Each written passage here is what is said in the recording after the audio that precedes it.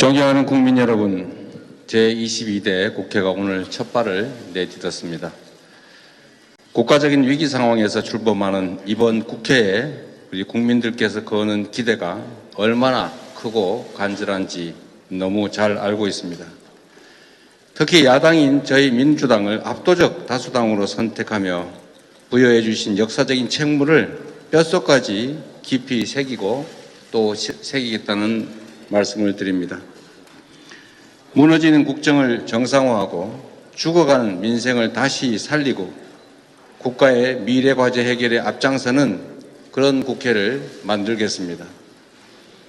우리 민주당 171명 의원 모두가 분골쇄신의 각오로 국민의 뜻을 받들겠습니다.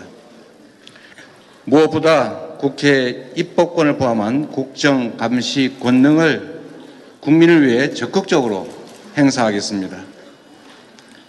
이를 위해 야당에게 국회 운영에 막중한 책임을 부여해 주신 총선 민심이 원 구성에서부터 제대로 반영될 수 있게 하겠습니다. 지난 국회에서 충분한 국민적 공감대를 이뤘음에도 처리되지 못하거나 아니면 정부 여당에 의해서 거부된 법안들도 최대한 신속하게 처리하겠습니다. 개원 즉시 몽골 기병 같은 자세로 민생 입법과 개혁 입법 속도전에 나서겠습니다. 국정이 더 이상 퇴행하고 비정상적으로 운영되지 않도록 국회가 가지고 있는 국정 감시 견제 권능을 최대한 활용하겠습니다. 날마다 의혹이 눈덩이처럼 불어나는 최혜병 특검법 처리 문제가 참으로 시급합니다. 터져나오는 보도들이 하나같이 사건의 정점에 대통령이 있을 것이다 라는 의혹을 제기하고 있습니다. 권력자의 부당한 개입과 은폐 시도가 이제 진실의 법정 앞에 서서히 모습을 드러내고 있습니다. 아무리 힘으로 누르고 숨기려 해도 진실은 숨겨지지 않습니다.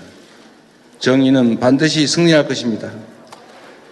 저희 민주당은 국민과 함께 최혜병 특검법을 반드시 끝까지 관철해 내겠습니다.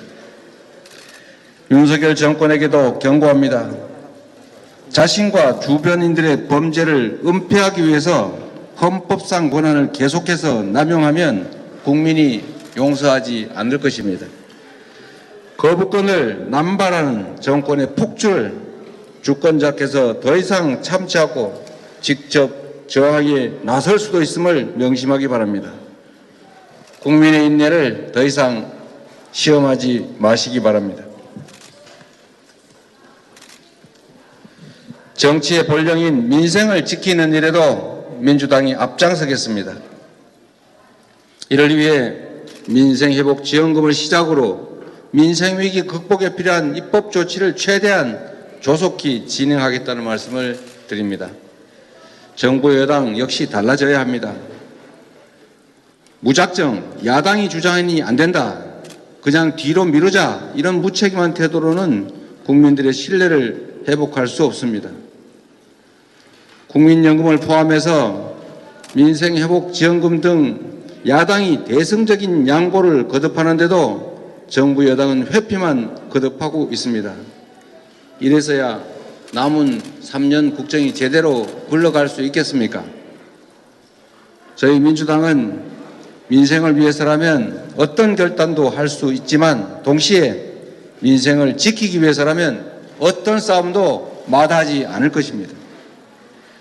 정부 여당도 편협한 당리당략을 이제 거둬야 합니다. 존경하는 국민 여러분, 제22대 국회는 이전의 국회와는 완전히 다를 것입니다.